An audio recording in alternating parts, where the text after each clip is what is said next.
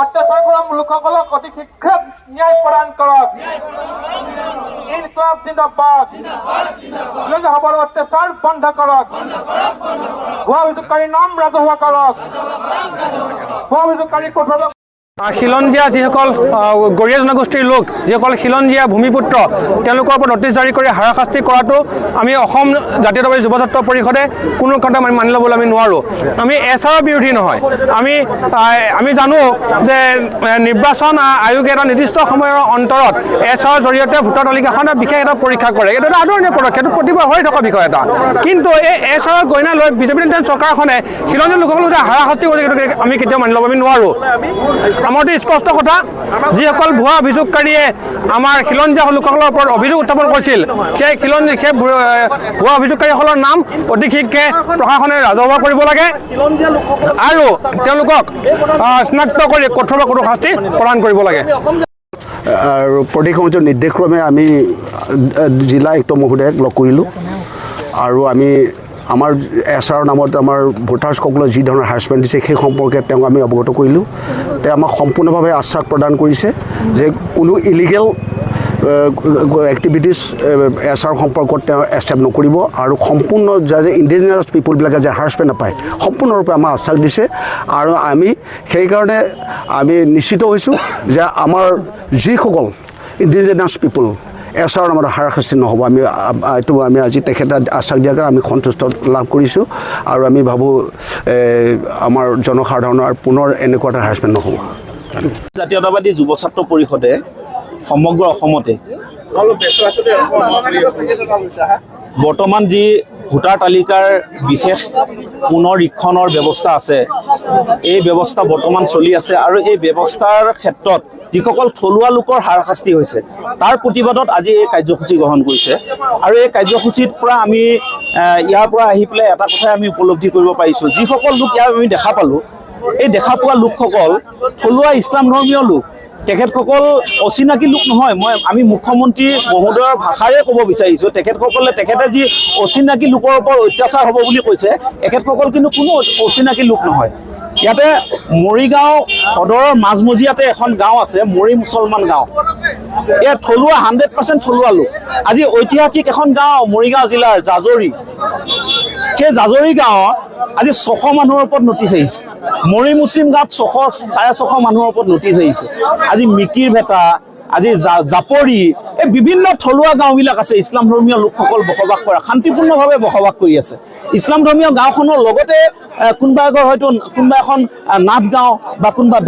দাস গাঁও বা আপোনাৰ কোনোবা তিৱা গাঁও এখন লগতে একেলগে ভাই ককা হিচাপে অতীতৰ পৰাই জীয়াই আছে। গতিকে তেনে ক্ষেত্ৰত আমাৰ যিটো সমন্বয়, এই সমন্বয়টো কিন্তু বৰ্তমান বিনষ্ট কৰিবৰ কাৰণে এটা চামে লগ লাগি তেখেতসকলে পৰিকল্পনা কৰি থকা যেন আমাৰ অনুভৱ হৈছে। গতিকে এই প্ৰতিবাদস্থলীৰ পৰা আমি এটা কথাই অসম চৰকাৰ তথা জিলা প্ৰশাসনক আমি দাবী জনাব বিচাৰিছোঁ, যিসকলে অভিযোগকাৰীয়ে মানুহখিনিৰ ওপৰত হাৰাশাস্তি কৰিবৰ কাৰণে অভিযোগ দাখিল কৰিছে এই অভিযোগকাৰীসকল থলুৱা হয়নে নহয় তেখেতসকলৰ পৰিচয় কি তেখেতসকল বাংলাদেশী নেকি এই অভিযোগকাৰীসকল বাংলাদেশী নেকি আমি চাব বিচাৰোঁ অভিযোগকাৰীসকলক বৰ্তমান লুকুৱাই ৰখা হৈছে জিলা প্ৰশাসনে কাৰণটো কি আমি দাবী জনাইছোঁ অভিযোগকাৰীসকলৰ নামবিলাক মুকলি কৰিব লাগে ৰাজহুৱা কৰিব লাগে আৰু তাৰ লগে লগে অভিযোগকাৰীসকলৰ ওপৰত আইনগত ব্যৱস্থা গ্ৰহণ কৰিব লাগে মানুহক কিয় হাৰাশাস্তি কৰি আছে ইয়াতে কংগ্ৰেছে কৈ আছে বিজেপি ভোটচোৰ বিজেপিয়ে কৈ আছে কংগ্ৰেছক মানে ভোটচোৰ আমি কংগ্ৰেছ এজিপি বিজেপি এই ৰাজনীতিৰ মাজত সোমাবলগীয়া নাই আমি সাধাৰণ জনগণক হাৰাশাস্তি কিয় কৰি আছে তেওঁলোকে এই ৰাজনৈতিক পাশা খেলখনৰ মাজত সোমাই লৈ পেলাই অতি দুৰ্ভাগ্যজনক বিষয় আৰু অসমৰ মুখ্যমন্ত্ৰী ডাঙৰীয়াই এটা কথা তেখেতে প্ৰকাশ কৰিছে যে থলুৱা মানুহবিলাকৰ ওপৰত নটিচ জাৰি কৰা হোৱা নাই থলুৱা লোকসকলৰ ওপৰত নটিচ জাৰি কৰা হোৱা নাই অচিনাকি বা মিয়া লোকসকলৰ ওপৰতহে নটিচ জাৰি কৰা হৈছে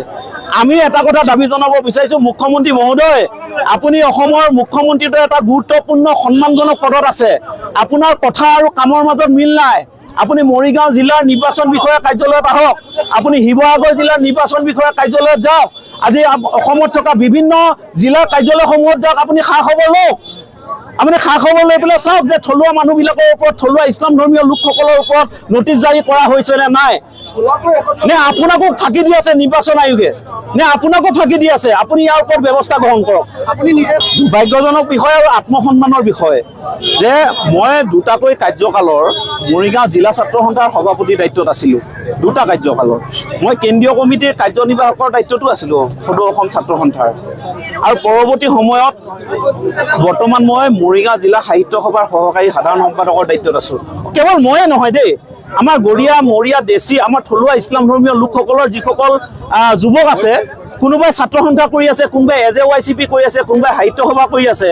বা বিভিন্ন জাতীয় সংগঠনৰ লগত জড়িত হৈ পেলাই আছে আজি সেই মানুহখিনিৰ ওপৰত নটিচ আহিছে দীৰ্ঘ সময় বিদেশী বিতৰণ আন্দোলনত ৰাজপথত আন্দোলন কৰি আজি মোৰ পৰিয়ালত গৈ পেলাই মানে এছাৰৰ বাবে নটিচ যাব ইয়াতকৈ আত্মসন্মান যোৱা কথা আৰু বেলেগ একো হ'ব নোৱাৰে বুলি পেলাই আমি অনুভৱ কৰিছোঁ গতিকে এই আত্মসন্মান যিসকল লোকে খেদিছে এই আত্মসন্মান খেদা লোকসকল বিশেষকৈ মানে এছাৰৰ ক্ষেত্ৰত যিসকলে নটিচ প্ৰদান কৰিলে এই নটিচ দিয়া লোকসকলক অতি সোনকালে চিনাক্ত কৰিব লাগে চিনাক্ত কৰি পেলাই তেওঁলোকৰ ওপৰত বিহিত ব্যৱস্থা গ্ৰহণ কৰিব লাগে চৰকাৰে আৰু জিলা আয়ুক্তসকলে সন্মানীয় আয়ুক্তসকলে the representation of people act 1950 the registration of electoral rule 1960 সম্পূৰ্ণৰূপে তেওঁলোকে অৱমাননা কৰিছে আৰু যি ইতিমধ্যে আপোনালোকে দেখিছে এছাৰৰ নামত ভাৰতীয় নাগৰিকক যিধৰণে হাৰাশাস্তি কৰিছে ভাৰতীয় নাগৰিকক যিধৰণে আজি ভয় ভাবুকি দিছে এই কাৰ্যক আমি অসম প্ৰদেশ কংগ্ৰেছে তীব্ৰ ভাষাৰে গৰিহণা দিছোঁ আৰু প্ৰকৃত ভাৰতীয় নাগৰিকৰ বিৰুদ্ধে যিসকলে মিছা মনে সজা উদ্দেশ্যপ্ৰণীত অভিযোগ আনি আজি হাজাৰ হাজাৰ মানুহক গোটেই দিনটো লাইনত খাৰা কৰিলে তেওঁলোক আজি ভয় কৰিছে শংকা কৰিছে তাৰ বিৰুদ্ধে ব্যৱস্থা গ্ৰহণ কৰিব লাগিব যিসকল ভুৱা অভিযোগকাৰীয়ে অভিযোগ দিলে সেইসকলৰ বিৰুদ্ধে ব্যৱস্থা গ্ৰহণ কৰিব লাগিব স্পষ্ট কথা যে the representation of people act 1950 মতে যিসকলে অভিযোগ দিব এইসকল অবৈধ ভোটাৰ বা পাৰ্মানেণ্টলি শিফটেড সেইসকল ব্যক্তিয়ে শুনানিৰ সময়ত উপস্থিত থকাটো একদম বাঞ্ছনীয় একদম এছেঞ্চিয়েল কিন্তু তাৰপিছত দেখিছোঁ সমগ্ৰ অসমৰ লগতে মৰিগাঁও জিলাত শুনানিৰ দিনাখন এজনো অভিযোগকাৰী ইয়াত উপস্থিত নথকাৰ পিছত জিলা নিৰ্বাচনী বিষয়াসকলে কিহৰ ভিত্তিত আমাৰ ৰাইজক দিনৰ দিনটো খাৰা কৰি ৰাখি শুনানি গ্ৰহণ কৰিলে গতিকে স্পষ্ট কথা যিসকল ভুৱা অভিযোগকাৰী আৰু এজন অভিযোগকাৰীয়ে প্ৰায় 50জন বা 100জন মানুহৰ অভিযোগ দি আমি দেখিবলৈ পাইছোঁ ডক্টৰ হিমন্ত বিশ্ব শৰ্মা ডাঙৰীয়াই কৈছে যে আমি অমুকৰ ভোট কাটিম আমি অমুক মানুহৰ ভোট কাটিম হিমন্ত বিশ্ব শৰ্মা ডাঙৰীয়া আপোনাক প্ৰত্যাহ্বান সকীয়াই দিছোঁ আপুনি সংবিধানৰ নামত শপত খোৱা এজন মুখ্যমন্ত্ৰী আপুনি সংবিধানৰ ৰক্ষক কিন্তু আপুনি অসমখনক ভাগ কৰিবলৈ চেষ্টা নকৰিব আমাৰ স্পষ্ট কথা যে অসমত থকা কোনো ভাৰতীয় নাগৰিকক হাৰাশাস্তি কৰা নচলিব সি যি ধৰ্মাৱলম্বীয়ে নহওক সি যি জনগোষ্ঠীয়ে নহওক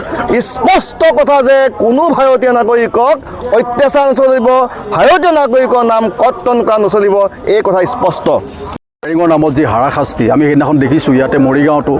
ঠেলা হেঁচাত কেইবাজনো হাত ভৰি ভাঙিছে। জাগিৰোডতো তেনেকুৱা কণ্ডিশ্যন আছে আৰু সময়ো নাই, সময় এনেকুৱাকৈ সময় দিছে ৰাতিপুৱা 7টা বজাত দিছে 10টা বজাত আহিব লাগে। কিন্তু এই হেয়াৰিং আজি সুচাৰুৰূপে পালন হৈ গ'ল, আমি এইখিনি কথাত ক'ব যোৱা নাই। যিসকলে হেয়াৰিঙৰ নামত অভিযোগ কৰিলে, অভিযোগকাৰী এই অভিযোগকাৰীসকল আপত্তিকাৰীসকলৰ যাক আপত্তি কৰিছে সেই আপত্তি কৰা তেওঁলোকৰ যিখিনি তথ্যই নাই, নাজানে, যাৰ ওপৰত তেওঁ আপত্তি কৰিছে তেওঁ তথ্যই নাজানে। তেওঁৰ নামটো আছে, ইপিক্স নাম্বাৰ বেলেগ, কণ্টেক্ট নাম্বাৰ বেলেগ। গতিকে এইসকলক আইনৰ গান্ধীৰত আনি যাতে উচিত ব্যৱস্থা কৰে তাৰ বাবে আজি আমি আয়ুক্তক, মৰিগাঁও জিলা কংগ্ৰেছৰ তৰফৰ পৰা আমাৰ মৰিগাঁও জিলা আয়ুক্তক আমি আবেদন জনাইছোঁ, মেমৰেণ্ডাম দিছোঁ আৰু তেখেতো আমাৰ আশ্বস্ত কৰিছে যিসকল জেনুইন ভোটাৰ তেওঁলোকে কেতিয়াও এই ভোটাৰ লিষ্টৰ পৰা কাটা নাযায়। আশ্বস্ত কৰিছে যে আমাৰ মৰিগাঁৱত এইটো কেতিয়াও নহয়।